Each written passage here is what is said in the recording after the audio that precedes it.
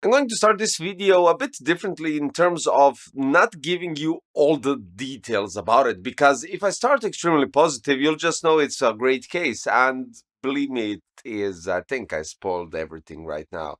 But today we're having APNX V1 in black and wood on that 45-degree cutout where you have the intake fans. And yeah, it looks quite interesting without a doubt. And one more thing that I would like to point out right from the beginning, you have multiple options when we're talking about color schemes.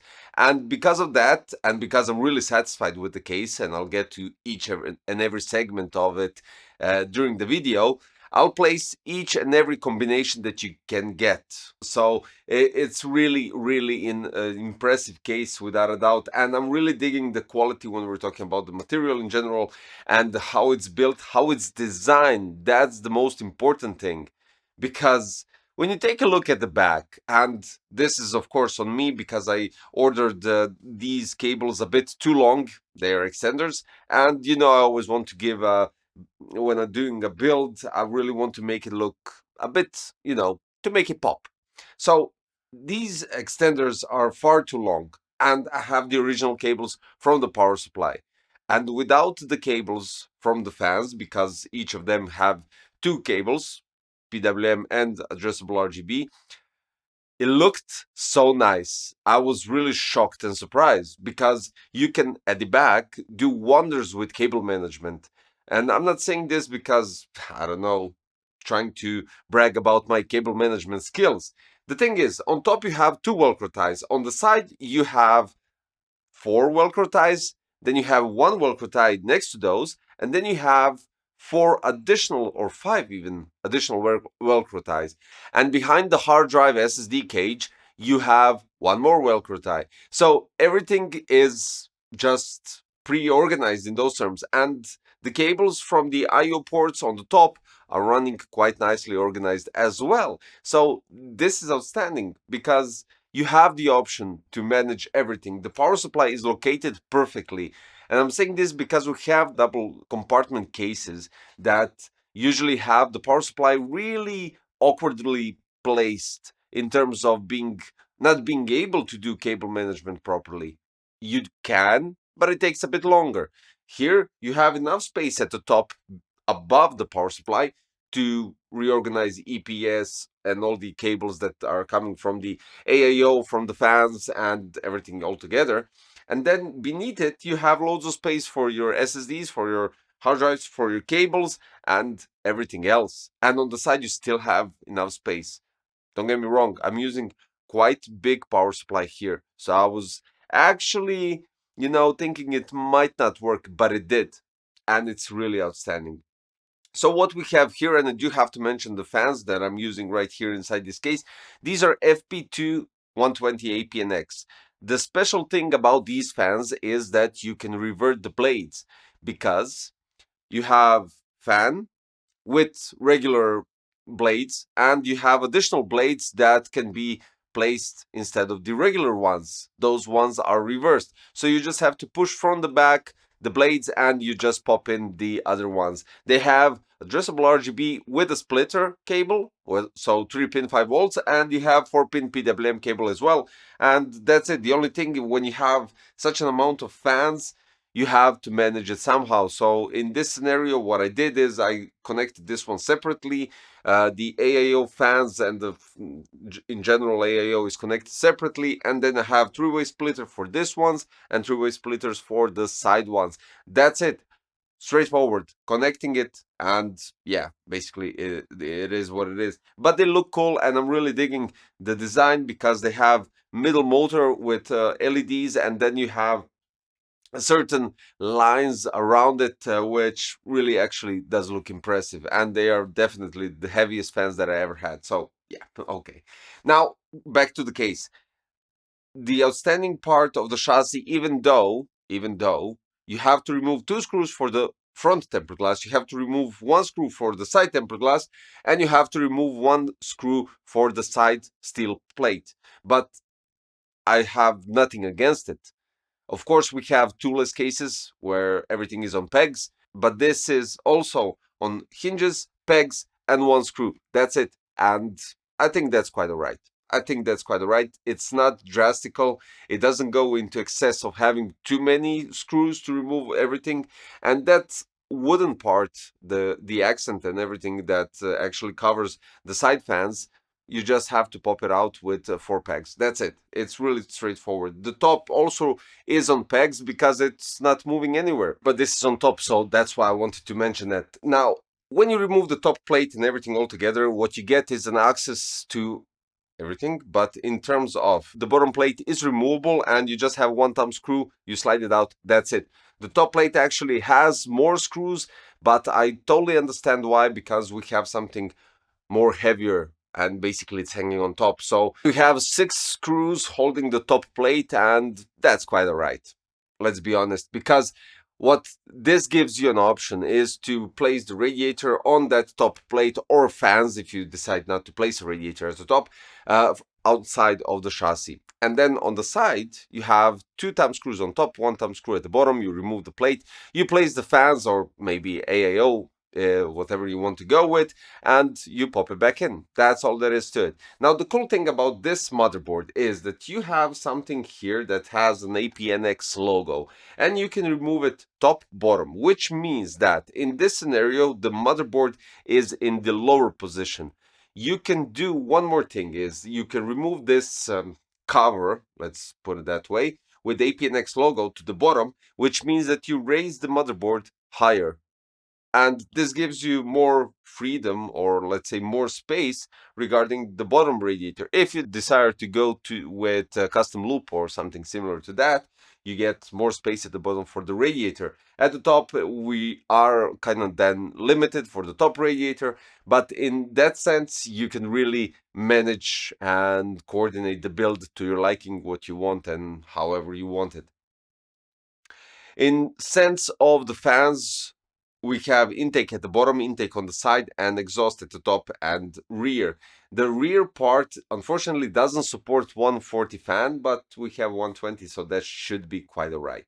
Now, when we take into consideration other fish tank or other double compartment cases in this design, what we have is side fans that blow directly into the tempered glass on front. So it kind of makes sense to have it a bit more angled by 45 degrees or any degrees in general, which would make more directional airflow towards the GPU, towards the radiator, and more towards the exhaust at the rear, which kind of makes better airflow in general throughout these type of cases. If we take into consideration the adjustment for the motherboard, what you can do in the lower position, you get possibility at the top with 82 millimeters of clearance, which means push-pull on the radiator. Now, in that scenario, at the bottom, we have 47 millimeters of space. If we go in the vice versa, where the motherboard is located at the top, 62 millimeters at the top and 67 millimeters at the bottom. This kind of gives you loads of clearance and combinations. So in both scenarios, you can go in both radiators, top, bottom. Just the bottom part, when it's 47, well, you know, usually it's 52 because we have 27 millimeter radiator and 25 millimeter fans. Now, if we take into consideration the radiator and fan support, we have at the top 3 120 or 2 140. At the front, we can go with 3 120, 2 140, or 2 160. At the rear, 1 120, and at the bottom, 3 120 or 2 140. Now, for the radiator support, 280 and 360 at the top, as well as the front and bottom. The rear can go up to 120. Now let's jump at the back because we have something quite interesting. There's a door, let's put it that way, with 2 hinges and 2 screws. When you remove those 2 screws, and if you kind of, just like I didn't expect it to be magnetically connected, it is with 2 magnets. So you have to push it a bit harder just to slide it open. In that scenario, what you get an access towards either 2 3.5-inch hard drives and 4 2.5-inch SSDs, or up to 6 2.5-inch SSDs, which is cleverly designed, I do have to admit, because it gives you quite various options when we're talking about adjusting everything all together. But also it hides cables. It hides cables that are located at the back and gives you quite nice options to actually hide those and being able to close the side panel quite seamlessly without any issues. The good thing about this case, and I did complain about some other cases in general, they don't have GPU support bracket. This one does, and it's quite cool because what you have is two thumb screws to adjust the height and one thumb screw to adjust the distance. So you get more space for the side fans and the radiator, and of course to adjust it according to GPU fan. So that's good. There is also an option for a vertical GPU holder kit, which is optional. Of course, you have to buy it separately, and it has PCI Express 5.0 times 16 flatline riser cable. So what you get is 6 variants of this case. When we're talking about the color scheme, we have a steel thickness of 0.8 millimeters. We have SGCC and ABS material.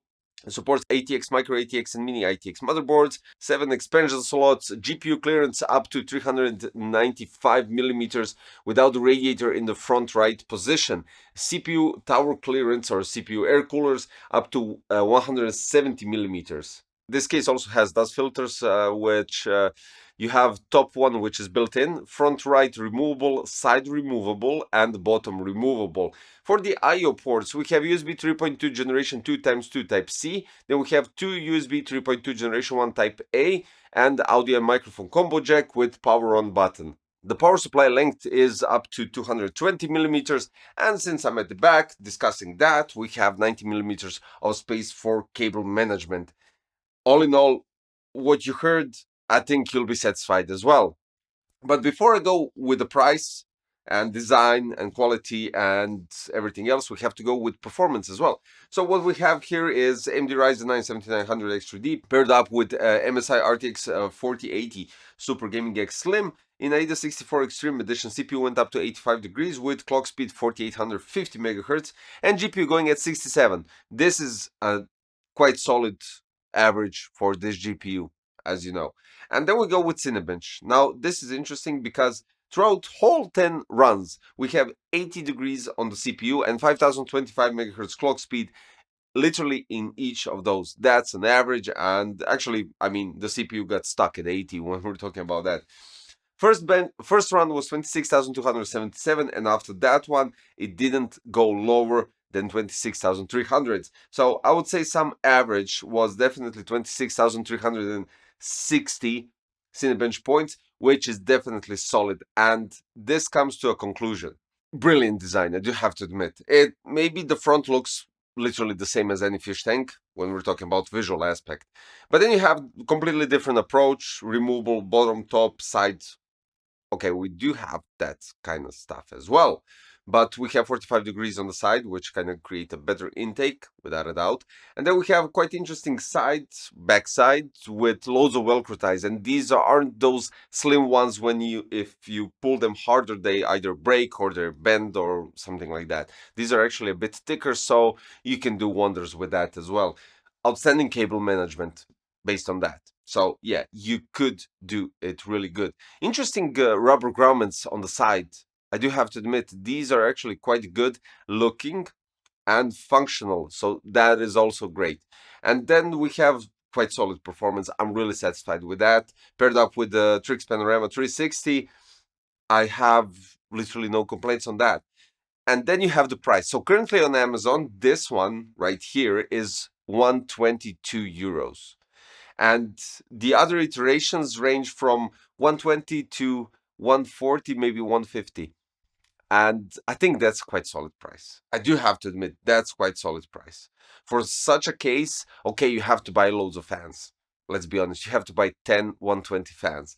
But we have loads of other cases that come without fans, and they cost quite a lot comparing to this one.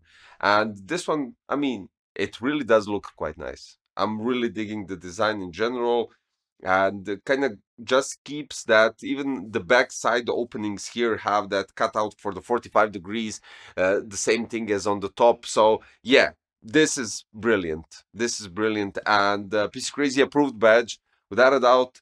I'm really satisfied, first of all, with the building experience, because it was really easy. There's no problems whatsoever. You remove the plates, you place the fans, you place the AIO, you place the motherboard, and not in that order, of course. Power supply, you rearrange the cables at the back.